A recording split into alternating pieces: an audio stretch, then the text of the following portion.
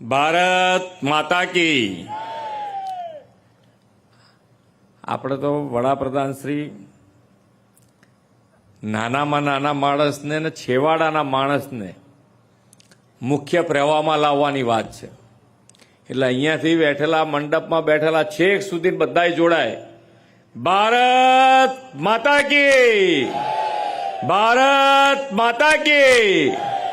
હા, તારા આપણે બધા સાથે આવીશું તો જે કામ કરવું હશે સરળતાથી પાર પડવાનું છે। અને એ જ કાર્યમંત્ર છે વડાપ્રધાનશ્રીનો, સૌનો સાથ, સૌનો વિકાસ, સૌનો વિશ્વાસ અને સૌનો પ્રયાસ। હવે તો બધા એને એમનામાં વિશ્વાસ રોજબરોજ વધતો જ જાય છે। બિહારનું ઇલેક્શન જોયું ને આપણે, એનું રિઝલ્ટ, એટલે રોજ એમના પર વિશ્વાસ વધતો જાય છે બધાનો। કચ્છ જિલ્લાના ₹503 કરોડના વિવિધ વિકાસલક્ષી કામોનું ખાતમુહૂર્ત અને લોકાર્પણ સમારોહમાં આપણી સૌની સાથે મંચ ઉપર ઉપસ્થિત મારા સાથી મંત્રી શ્રી તિકમભાઈ છાંગા, કચ્છ જિલ્લા પંચાયતના પ્રમુખ શ્રી જનકસિંહ જાડેજા, સાંસદ શ્રી વિનોદભાઈ ચાવડા, મારા સાથી ધારાસભ્ય શ્રી કેશુભાઈ પટેલ, શ્રી પ્રદ્યુમનસિંહ જાડેજા, કચ્છ જિલ્લા ભાજપ પ્રમુખ શ્રી દેવજીભાઈ વરચંદ, ભુજ તાલુકા પંચાયતના પ્રમુખ શ્રી વિનોદભાઈ વરસાણી, ભુજ નગરપાલિકાના પ્રમુખ શ્રીમતી રશ્મિબેન સોલંકી, જિલ્લા કલેક્ટર શ્રી આનંદ પટેલ, સર્વ અધિકારીગણ, આમંત્રિત સર્વે મહાનુભાવો, પ્રેસ મીડિયાના મિત્રો, સૌને મારા નમસ્કાર। વિશ્વ નેતા અને યશસ્વી વડાપ્રધાન શ્રી નરેન્દ્રભાઈ મોદીની પ્રેરણાથી કચ્છ માંડુઓએ પોતાના ખમીર અને પુરુષાર્થથી વિકાસના નિત નવા ચમત્કાર સર્જ્યા છે। શ્રી મોદી સાહેબના માર્ગદર્શનથી કચ્છ સૌથી વધુ ઝડપે વિકસતો જિલ્લો બન્યો છે। ભૂકંપના વિનાશ પછી વડાપ્રધાનશ્રીના વિકાસ વિઝન તેમજ જનશક્તિના વિશ્વાસ અને ભાગીદારીના પરિણામે કચ્છના ઉદ્યોગ ધંધા, રોજગાર, પ્રવાસન તેજ ગતિએ ફૂલાફાલ્યા છે। નર્મદાની પાઇપલાઇન અને કેનાલોના નેટવર્કથી નર્મદાનું પાણી આ વેરાન પ્રદેશ સુધી પહોંચાડીને કચ્છના આર્થિક વિકાસના કાયાકલ્પને દસ્તાવેજ રચ્યો છે। રણોત્સવ, સ્મૃતિવન, શ્યામજી કૃષ્ણ વર્મા સ્મૃતિ સ્મારક કચ્છની સંસ્કૃતિના વિકાસ મંદિરો છે। ભારતના સૌથી મોટા જિલ્લાના સુનિયોજિત વિકાસ માટે ડબલ એન્જિન સરકારે બમણી સુવિધાઓ આપી છે। આ વર્ષે નવી મહાનગરપાલિકાની રચના કરી, તેમાં કચ્છના ગાંધીધામનો પણ સમાવેશ કર્યો છે।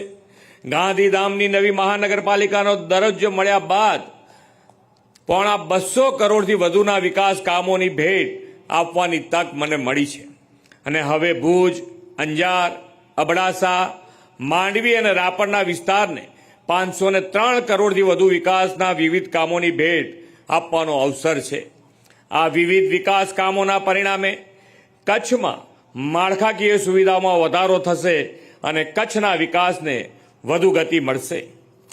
જે પ્રમાણે અહીંયાથી આપણા ધારાસભ્ય, સાંસદશ્રી, આપણા મંત્રીશ્રી બધાએ જે કીધું છે એ પ્રમાણે કચ્છમાં તમને અંદર ફરવાનો ઘણી વખત કંટાળો આવે, કારણ કે રોડ 70 કિલોમીટર, 90 કિલોમીટર, 100 કિલોમીટર જવું પડે। પણ આ બધાએ ભેગા થઈને એવું માળખું બનાવવાનું તૈયાર કર્યું છે કે તમને કચ્છમાં અંદર જવાનો ક્યાંય કંટાળો નહીં આવે એવું 2 વર્ષમાં આખું નેટવર્ક પૂરું થઈ જવાનું છે। ખૂબ સારું આયોજન બધાએ ભેગા થઈને કર્યું છે અને અમે સરકાર તરીકે અમારી પણ નેમ છે કે ભાઈ આ કચ્છ બહાર જવાના રોડ સારા જ છે, છેક સુધી તમે ગમે ત્યાં જઈ શકો એવી વાત છે। પણ એ તો બહાર જવાનું હોય ત્યારે તો મગજ સેટ હોય, પણ અંદર જવાનું હોય ત્યારે રોડ લાંબો પડતો હોય ત્યારે આપણને થોડો કંટાળો આવે કે યાર આ તો બહુ લાંબો રોડ, 100 કિલોમીટર જવાનું છે। તો એ બધા રોડ વર્ક જેટલું બને એટલું શોર્ટ થાય અને એ રોડ બધા બને એવા આયોજન બધાએ ભેગા થઈને કર્યું છે અને સરકારનો એમાં પૂરેપૂરો સહયોગ છે। એટલે 2 વર્ષની અંદર તમને પાણી અને રસ્તા બેયની સુવિધાઓમાં મોટો વિશ્વનો સૌથી મોટો હાઇબ્રિડ રિન્યુએબલ એનર્જી પાર્ક વડાપ્રધાનશ્રીના દિશા દર્શનમાં કચ્છમાં આકાર પામી રહ્યો છે। તે ગુજરાતને રિન્યુએબલ એનર્જીનું હબ બનાવશે. વડાપ્રધાનશ્રીની દીર્ઘદ્રષ્ટિથી ધોરડો તો આજે રણોત્સવના કારણે ઇન્ટરનેશનલ ટુરિઝમ ડેસ્ટિનેશન બન્યું છે અને વિશ્વમાં બેસ્ટ ટુરિઝમ વિલેજ તરીકેનું પણ સ્થાન પામ્યું છે. રણોત્સવની શાન અને લોકપ્રિયતામાં વધારો કરવા આપણે સફેદ રણમાં વોચ ટાવર અને કાયમી લાઇટ એન્ડ સાઉન્ડ શોનો પણ આરંભ કરાવ્યો છે. ઉદ્યોગ અને પ્રવાસન વિકાસના કારણે સ્થાનિક રોજગારીની અનેક તકો પણ નવી રોજે રોજ ઊભી થઈ રહી છે. રાજ્યના દરેક વિસ્તારના વિકાસના સ્થાનિક પોટેન્શિયલને ધ્યાને રાખીને ઔદ્યોગિક પ્રોત્સાહન માટે વડાપ્રધાનશ્રીના માર્ગદર્શનમાં વાયબ્રન્ટ ગુજરાત રિજિયોનલ કોન્ફરન્સની શરૂઆત કરી છે. રાજ્યમાં 4 રિજિયોનલ કોન્ફરન્સ યોજાવાની છે. મહેસાણામાં ઉત્તર ગુજરાતની પ્રથમ કડી સફળતાથી પાર પાડી છે. હવે આગામી જાન્યુઆરીમાં સૌરાષ્ટ્ર કચ્છ પ્રદેશની રિજિયોનલ કોન્ફરન્સ રાજકોટમાં યોજાશે. તેનાથી આ પ્રદેશના ઉદ્યોગને રોકાણોનું નવું બળ મળશે. વિશ્વસ્તરીય શહેરો ઊભા કરવા માટે 2047 સુધીના આયોજન અંતર્ગત શહેરોની આસપાસના વિસ્તારના સર્વાંગી વિકાસ માટે ગ્રોથ હબ મોડેલ અપનાવવામાં આવી રહ્યું છે. આ માટે કચ્છને પણ ગ્રોથ હબ તરીકે વિકસાવવાના રિજિયોનલ ઇકોનોમી પ્લાન તૈયાર થઈ રહ્યા છે. કચ્છનો ગોઝારો ભૂકંપ હોય કે વિનાશક ચક્રવાત હોય, કચ્છની ખમરીવંતી પ્રજાએ તેની સામે ખુમારીથી બાથ ભીડી છે. આવી જ ખુમારીનો પરિચય આ સરહદી વિસ્તારના કચ્છ માંડુએ ઓપરેશન સિંદૂરમાં સાથ આપીને કરાવ્યો છે. કચ્છવાસીઓને પોતાના ખમીર અને દેશ માટે સર્વસ્વ અર્પણ કરવાની રાષ્ટ્ર પ્રથમની ભાવનાના દર્શન ઓપરેશન સિંદૂર દરમિયાન કરાવ્યા હતા. તે માટે આપ સૌને ખૂબ ખૂબ અભિનંદન પાઠવું છું. વડાપ્રધાન શ્રી નરેન્દ્રભાઈ મોદીએ 2047 સુધીમાં ભારતને વિકસિત રાષ્ટ્ર, આત્મનિર્ભર રાષ્ટ્ર બનાવવાનો સંકલ્પ કર્યો છે. આપણે બધાએ આ વિકાસના કામો આપણે કરતા રહીશું, કરવાના પણ છે. પણ સાથે સાથે જે માન્ય વડાપ્રધાનશ્રીનું દ્રષ્ટિવંત નેતૃત્વ છે એમાં જે આપણને કીધું છે એ પ્રમાણે એક તો આપણે સ્વચ્છતા આપણે બધાએ સાથે મળીને રાખવી જોઈએ અને જે પ્રમાણે ગ્લોબલ વોર્મિંગના હિસાબે આપણે ક્યાંક ને ક્યાંક પરેશાન થતા હોઈએ છીએ એ પરેશાનીમાંથી દૂર થવા માટે પણ ગ્રીન કવર જેટલું વધારીશું એટલો જ આપણને એની અંદરથી ઝડપથી બહાર આવી શકાય એવું છે. તો ગ્રીન કવર વધારવા માટે પણ એક પેડ માં કે નામ, જ્યાં તમને જગ્યા મળે, જ્યાં એક ઝાડ ઉછેરી શકાય ત્યાં એક ઝાડ ઉછેરવું જોઈએ.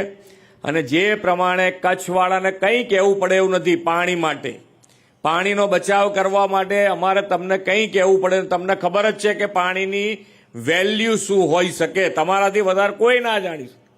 તો પાણી જેટલું બચે, વરસાદનું પાણી જેટલું જમીનમાં વધારે ઉતરે એના માટે કેચ ધ રેન, જે માન્ય વડાપ્રધાનશ્રીનું આખા દેશભરમાં આયોજન છે કે અત્યારે આપણે જે પાણી વાપરી રહ્યા છીએ તો વાપરીએ, જ્યાં જરૂર છે ત્યાં વાપરીએ, અચૂક વાપરીએ, પણ ભવિષ્યનો વિચાર કરી અને જ્યાં ગાડી આપણને ચાન્સ મળતો હોય, જ્યાં સોસાયટી હોય તો વરસાદનું પાણી જેટલું બને એટલું જમીનમાં ઉતારવાનો પ્રયત્ન પણ આપણે કરીએ. સરકારે પણ આની અંદર ખૂબ મોટા પૈસા, ધારાસભ્યોને 50-50 લાખ રૂપિયા આપ્યા છે. તમારે ખાલી આંગળી ચીંધ્યાનું પૂન લેવાનું છે. એટલે તમે બધા એની અંદર આની પાસેથી કામ કરાવો અને તમારે જ્યાં કરાવવું હોય ત્યાં સોસાયટી, શાળા, કમ્પાઉન્ડ જેમાં કરાવવું હોય, પણ આપણે પાણીનું ટીપે ટીપું બચાવવા માટે જે માન્ય વડાપ્રધાનશ્રીનો સંકલ્પ છે એમાં પૂરો સાથ આપણે આપવો જોઈએ. વોકલ ફોર લોકલ અને લોકલ ફોર ગ્લોબલના મંત્રને જીવનમાં અપનાવીને આપણે સૌ સ્વદેશી વસ્તુઓના ઉપયોગ અને ખરીદીને પ્રોત્સાહન આપીશું તો જ આપણે આત્મનિર્ભર તરફ આગળ વધી શકવાના છે. આત્મનિર્ભર ગુજરાત, આત્મનિર્ભર ભારત બનાવવા અગ્રેસર રહીએ, એમાં આપણે સૌ અને સાથ અને સહકાર આપીએ એ જ અભ્યર્થના સાથે વિરમું છું. ભારત માતા કી જય. વંદે માતરમ. જય જય ગરવી ગુજરાત.